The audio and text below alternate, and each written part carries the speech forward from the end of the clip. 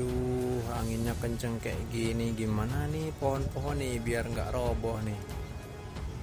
Tuh.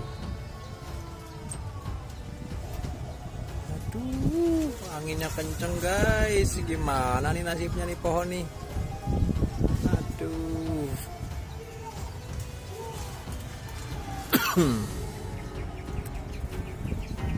Aduh, harus dikasih penyangga yang banyak nih kalau gini nih.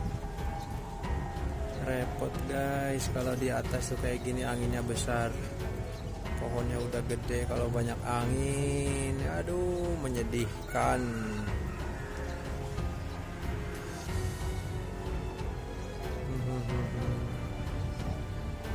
Terus solusinya pakai kayu penyangga